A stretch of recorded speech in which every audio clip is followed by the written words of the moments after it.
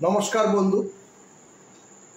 Malay Mukhopadhyay, confederation of state government employees. বন্ধু, আমাদের কাছ থেকে ডিএ মামলা প্রেক্ষিত কোনো খবর যদি উঠে না আসে, কর্মচারী, বিশেষ করে অবসরপ্রাপ্ত কর্মচারীরা খুবই উদ্বিগ্ন হয়ে যায়। আমরা লক্ষ্য করেছি তারা ফোন করে জানতে চায় মলয়বাবু কী অবস্থায় আছে ডিএ। আসল কথা, ব্যাপারটা অনেকে জানেও, কিন্তু তবুও তারা একটু তাদের যে কিউরিসিটি, সেটার জন্যই ফোন করে। অবশ্যই করবে, তার জন্য আমরা বিরক্ত নই, আমি তাও বলে রাখলাম। কিন্তু দেখুন, আপনারা সকলেই জানেন যে 1.5 মাসের মধ্যে, অর্থাৎ 6 সপ্তাহের মধ্যে 25% ডিএটা যে দিয়ে দিতে বলেছে, যেই অর্ডারটা বেরিয়েছিল 16 মে 2025 মাননীয় সঞ্জয় কারোল এবং সঞ্জীব মেহতার বেঞ্চে, কিন্তু সরকার তার মান্যতা দেয়নি, সেটা সকলেই জানেন। এবং শেষ দিন অর্থাৎ 27শে জুন, যে 1.5 মাস বা 6 সপ্তাহ হয়েছে, সেই দিনই একটা এমএ করে হাত গুটিয়ে বসে আছে। কিছুই না, একটা দুগ্ধপোষ্য শিশুও জানে যে মামলাটা দীর্ঘ থেকে আবার দীর্ঘতর করার একটা চক্রান্ত এই সরকার করার চেষ্টা করছে। এখন ঘটনাটা হলো, আমরা তো স্বাভাবিক নিয়মে যদি সর্বোচ্চ আদালতের রায় না মানে, তাহলে আদালত যে অবমাননা করেছে তার মামলা আমরা করেছি। তার আগে যে চিফ সেক্রেটারি এবং ফিনান্স সেক্রেটারি, তাদের নামে বাই নেমে, অর্থাৎ চিফ সেক্রেটারি যদি অবসর যদি নিত তিনি, তাহলেও তার নামেই এই কন্টেম্প পিটিশনটা হতো। এখন সরকার যেহেতু চুপচাপ বসে আছে, আমরা সরকারের এই যে ঘটনাক্রম একদম সম্পূর্ণভাবে ইগনোর করছি। তারা করেছে, আমাদের কাজ আমরা করেছি। আপনারা জানেন আমরা কন্টেম্প পিটিশন, আবারও বলছি, করেছি এবং তাদের নোটিশও দিয়েছি চিফ সেক্রেটারি, ফিনান্স সেক্রেটারিকে। মামলাটার যে পরবর্তী ডেট, এটাই হচ্ছে সবথেকে বেশি ইম্পর্টেন্ট।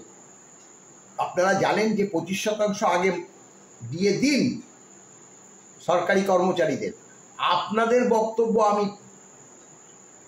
4 আগস্ট 2025 একদম টপ অফ দ্য বোর্ডে রেখে মামলাটা শুনব, অর্থাৎ 1 নম্বর লিস্টে রেখে মামলাটা শুনবে।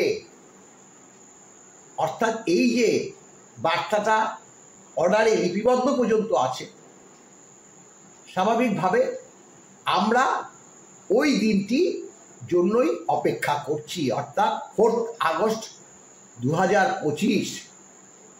ওই দিন আমরা উপস্থিত থাকব। আমরা যে কন্টেম্প করেছি, আমরা যে হাত গুটিয়ে বসে নেই, সেই বার্তা তুলে দেব। পরবর্তীকালে সর্বোচ্চ আদালত, দেখুন, আমরা তো, আমাদের পক্ষে তো কিছু করা সম্ভব না। সর্বোচ্চ আদালত যা সিদ্ধান্ত নেবে সেটাই আমাদের মাথা পেতে দিতে হবে, কারণ আমরা সংবিধান মানি। দেশের সর্বোচ্চ আদালত তাদেরকে মান্যতা দিয়েছি, অতএব সর্বোচ্চ আদালত যা বলবে সেটাই আমরা মেনে নেব, অর্থাৎ কর্মচারী সমাজ মেনে নেবে। এবং আমরা আশা রাখছি, আমরা তো ডিএ মামলার যে all India consumer price index অনুসারে বছরে 2 কিস্তি ডিএ, তার অর্ডার তো আমরা পেয়ে গেছি। সরকারের সুবিধার্থে, সরকারের অর্থনৈতিক অবস্থা খারাপ, মাজা ভেঙে যাবে, সেই বার্তা দিয়েছে। সেই কারণেই সর্বোচ্চ আদালত 50%, পরবর্তী আরও কমিয়ে 25% করেছে। এবং সেটা তো 100% ক্যালকুলেশন হয়ে যাওয়ার পর তার 25%,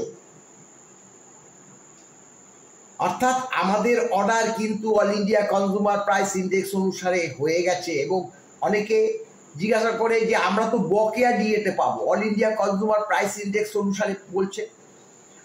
all India consumer price index অনুসারে বছরে তো 2 কিস্তি দিয়ে হয়, সেই 2 কিস্তি দিয়ে আমরা যে ব্যাকলগটা পাইনি সেটারই তো হিসাব হবে।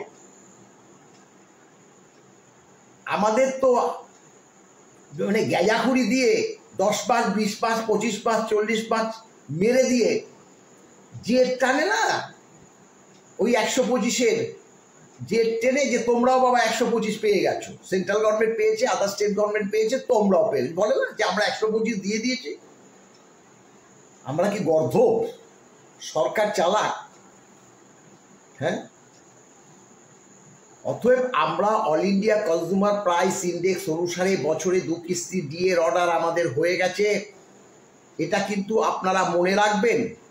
হ্যাঁ ঠিকই, যত ডিলে হচ্ছে সব থেকে দুঃখজনক অবস্থায় পড়ছে, আমরা বারবার বলছি যে অবসরপ্রাপ্ত কর্মচারী সমাজ, কারো বয়স 70, 75, 85, তারা বিছানায় পড়ে রয়েছে, এরকম বহু অবসরপ্রাপ্ত কর্মচারী সমাজ আছে। তারা নিজেরাও ফোন করতে পারছে না, তারা তাদের নয় সন্তান সন্ততি আর না হলে তাদের মিসেসকে দিয়ে ফোন করাচ্ছে, মলয়বাবু আপনার কাছ থেকে জানতে চাইছে যে কবে ডিএটা পাওয়া যাবে, পাওয়া গেলে একটুখানি এই যে অসুস্থতার কারণে যে একটু ওষুধপত্র কিনতে পারবে। অপদার্থ আমাদের রাজ্য সরকার এই সবগুলো চিন্তা করে না, তারা আমাদের এই ডিএর টাকা নিয়ে খেলা মেলা, পুজো পার্বণ এইসব করে যাচ্ছে। এর পরিণাম ভালো হবে না। এত মানুষের অভিশাপ, এত মানুষের অভিশাপ এবার আপনার উপর যে বর্তাবে না, যে ডিএটা পেয়ে যাওয়ার পরেও আপনি দিচ্ছেন না, সেটা কিন্তু ভালো হবে না। নমস্কার, ভালো থাকবেন।